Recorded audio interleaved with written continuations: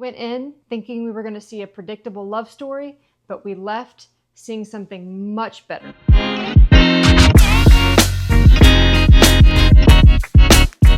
Hey guys, so today we went and saw Regretting You. It came out today, October 24th, 2025. It was directed by Josh Boone, who also directed Fault in Our Stars.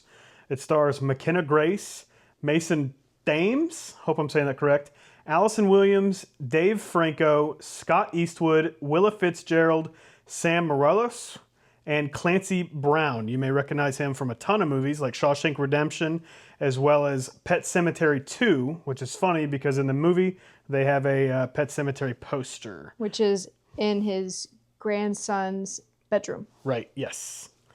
The genre is a romance, and we watched it in theaters, and the runtime is 1 hour and 56 minutes.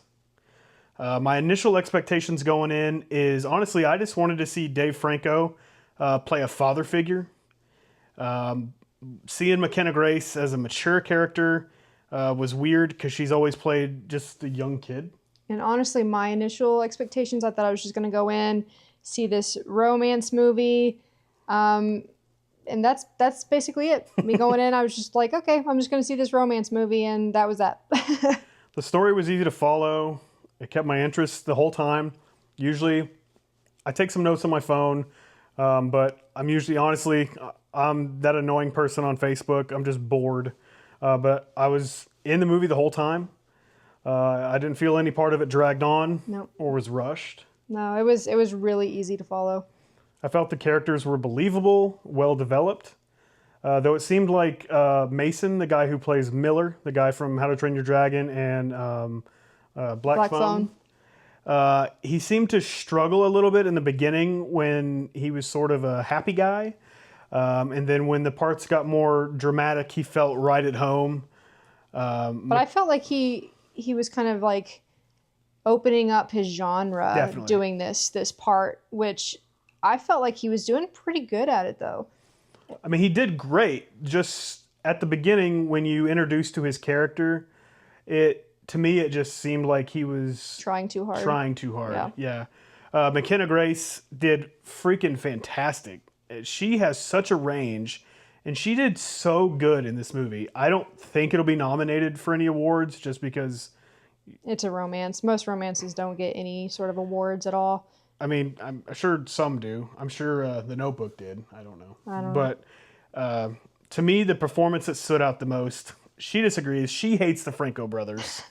But I think Dave... Sorry if you see this, Francos, which I doubt you will, but there's something about the Franco brothers I just can't stand. I'm sure the three people that watch them, one of them is Dave Franco. Dave Franco, he did great. Yeah, I will give it up to him. If you do go see it, there are like two parts that he plays. You can just kind of like feel... Not two parts, but like two scenes. Yeah, you can just feel the emotions coming off of him. But I just don't... I kept waiting for him to go, fucker, but it never happened. That's from Neighbors. Twice, both times they involved his baby in the movie. And he just showed more emotion than he's ever shown previously. And it's not ruining anything. It's in the film that his lover dies.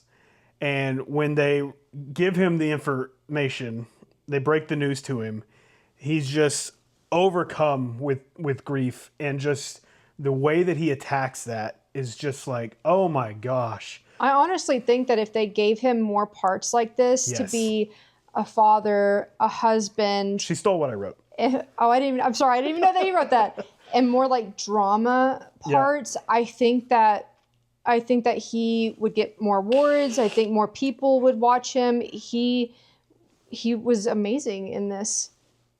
Those scenes. Those emotion scenes, okay? Did you hear Doesn't it, mean that I like him. Did you hear it, Dave? Doesn't mean that I like him. She's got a crush on you, Dave. No. Dear Dave. No. Mrs. Dave Franco.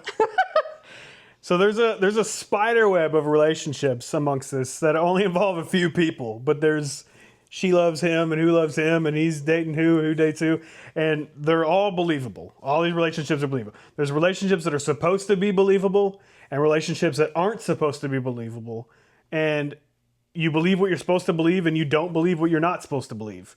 And if that's confusing to you, Watch the movie. go watch the movie, okay? So whoever created the soundtrack, Seriously. Oh my gosh. great job. Obviously, you spent some time reading the lyrics and you said, how can I make each song connect to this scene? Even from the opening scene to the ending scene, it was amazing. Each song connected to the scene. It was great. I mean, it starts out with a song by, I think, The Killers. The Killers, yep. And you're just like, oh, wow. And it's not like, oh, it's a song from The Killers. But you start listening to the lyrics, and she looked over at me and she goes, this is perfect for the scene. And I was like, oh, is it? Like, I didn't even And I had realize. to tell him the lyrics to the song, and he was like, wow, that connected. I was like, exactly. And then when Claire is in the car, she's listening to a song, and I immediately started picking up on that. And then I started listening to each, and I was like, oh, wow, they really did well there. Even in grief, true love can overcome. I thought that was a theme that was really in this, and not just romantically, but with your friends and your family. It just showed like not to be alone in your time of grief, that you could really overcome that. And I definitely felt the grief and the passion for each other that each one of them felt. It was really portrayed through each actor, through each character. I have a piece of popcorn kernel stuck in my mouth, so I'm sorry if I'm. Oh my gosh. So that's information that needed to be portrayed in this review. There Sorry. goes his ADD, guys. The message in the movie was very clear: not to live with regrets. And when you think of the title "Regretting You," it's not what you think it is, and you'll find that out in the film, and it's beautiful. The film, unfortunately, if you couldn't guess going in, extremely predictable. Which most romance movies are very predictable, but this one just kind of has that tragedy placed in there, but it is extremely predictable. Yeah. There wasn't a twist Unfortunately. or a turn that we didn't see coming. No, not at all. I mean, before something happened, I go, this is what's going on. This is what's going to happen. Yep. And she turned to me and she said, shut up, I'm trying to watch the movie. And I saw her coming with that. So that was predictable as well. It was a typical romance, but with the added tragedy and the additional dynamic involving the parents. So that was nice. The dialogue was completely believable. I think what makes this film stand out among similar films is that it has both the teens and the adults. So teens and adults both have characters to connect to. Yeah, I liked it because I was like, I liked watching the adult side, but Especially as a parent. as a parent, because I even looked at him, there was parts in there where the mom was like yelling at the daughter, and I was like, oh my gosh, it's like a conversation I had with my own daughter. But to me, watching like the teen side of it, I was very cringed, but I think teens watching it would enjoy that part. So it's really, really good. And they'll probably cringe at some of the At parents. some of the parents' side, yeah. So it's very good for both teens and adults. I think the story of the main characters was told really well and didn't really leave anything out. I think it could have hit more on Miller. Yeah, I agree. I think there wasn't really a loss for his story. I don't think you were wanting more, but I think if there was anything missing, we could have learned more about him and part of his backstory and his life.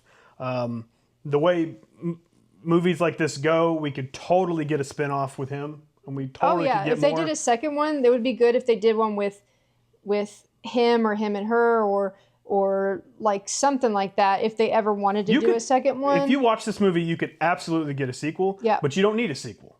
yeah, I agree. I think there were some missed opportunities for some punchlines. I was waiting for it, and it never happened. But overall, great date night film for both teens and adults. Yep. You could even get some of your friends to go. Yeah, I mean, it could be a husband and wife, a boyfriend, girlfriend, or even if you just wanted to take your girlfriends along. Because when we were there, I was sitting right next to a bunch of girls that just went out for like a girls' night.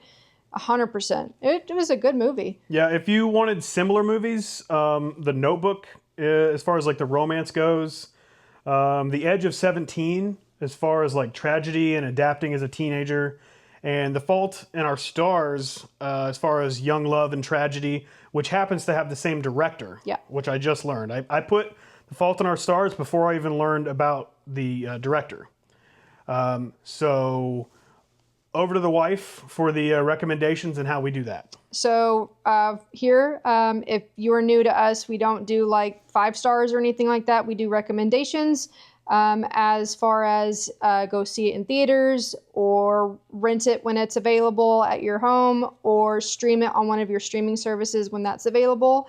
And as far as this movie, we definitely recommend to go see it in theaters. Yes. It is definitely not a typical romance movie because you do have that like tragedy and grief involved. It's a very, very good movie. When we went to go see it, like we said, we went in thinking that it was a typical romance movie and we left with more. Yeah. So it was a good movie. Well, that's it. Anything else? No. No? Thanks for coming. And we'll be seeing another movie tomorrow night, which is a horror movie, Yep. Shelby Oaks. Yep. We're excited to see that one. That is going to be something new for us to see because it is from... Chris Stuckman, the movie reviewer that inspired us to do what we're doing now. Yes, and we're excited to help another reviewer out. So we'll be seeing you guys again soon. Take care. Bye.